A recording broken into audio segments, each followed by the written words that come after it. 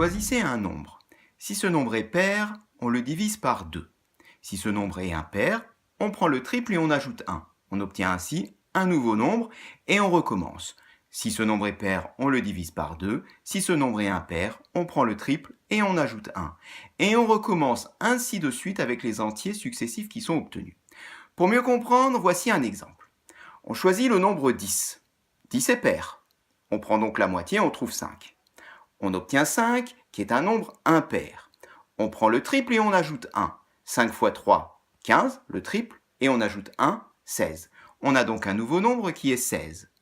16 est pair. On prend la moitié, on trouve 8. 8 est pair. On prend la moitié, on trouve 4.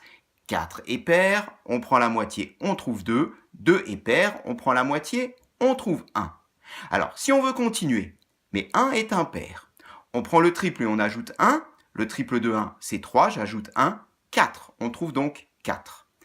4 est pair. On prend la moitié, on trouve 2. 2 est pair. On prend la moitié, on trouve 1.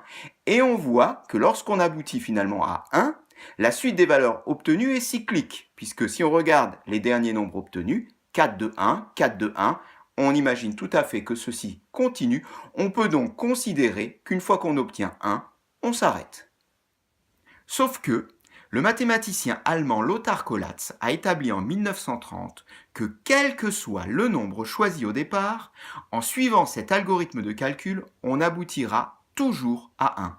Et ceci, je le répète, pour n'importe quel nombre testé au départ. Alors ce problème porte le nom de problème de Syracuse, du nom de l'université des États-Unis qui s'intéressa à la démonstration de ce résultat, car c'est bien cela qui singularise ce problème. On a vérifié que l'algorithme renvoie systématiquement 1 pour des nombres de taille astronomique supérieurs aux milliards de milliards, mais à ce jour, le problème reste indémontré. Aucune preuve vient expliquer pourquoi on finit toujours par obtenir 1, et aucun contre-exemple connu pourrait nous convaincre du contraire. Le problème de Syracuse s'appelle d'ailleurs la conjecture de Syracuse. Et malgré la simplicité de l'énoncé, cette conjecture résiste encore depuis de nombreuses années à l'assaut des mathématiciens. À ce sujet, le célèbre mathématicien hongrois Paul Erdos a dit à propos de la conjecture de Syracuse « Les mathématiques ne sont pas encore prêtes pour de tels problèmes ».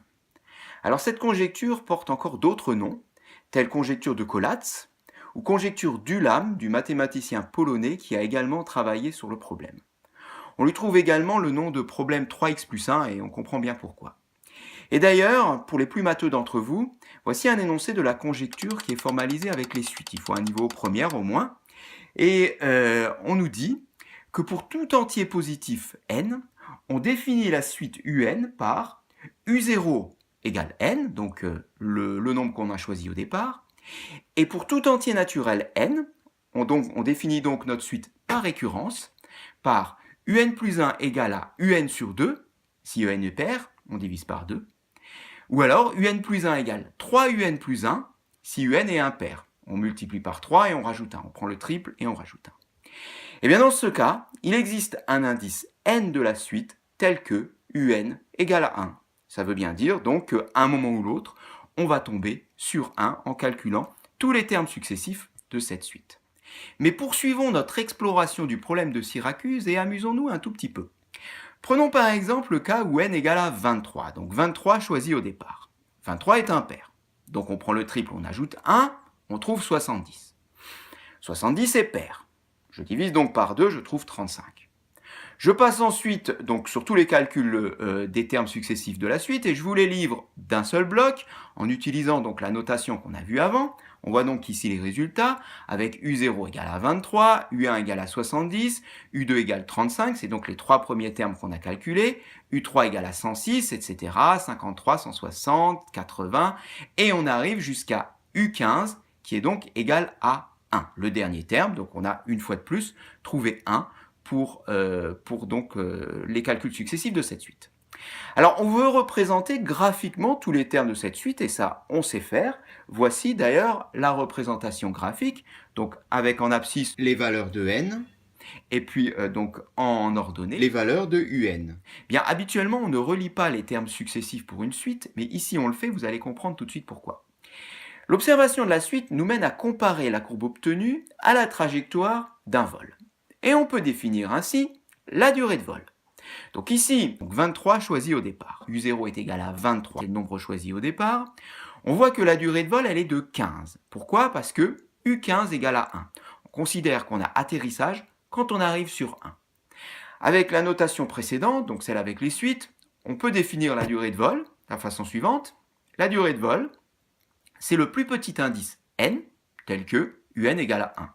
Oui, puisqu'on a vu que après ça devenait cyclique, 4, 2, 1, 4, 2, 1, donc finalement il y aura encore d'autres termes qui seront égaux à 1. Mais c'est le premier, donc on atterrit dès qu'on arrive pour la première fois sur 1. On peut également définir ce qui s'appelle la durée de vol en altitude. Alors celle-ci correspond à un vol dont l'altitude est de façon continue au-dessus du point de lancement. Donc ici, ça sera au-dessus de 23. Et donc on peut compter sur le graphique notre durée de vol, eh bien elle est de 1, 2, 3, 4, 5, 6, 7, puis ensuite on passe en dessous, eh bien la durée de vol en altitude est pour notre nombre de 23 égale à 7.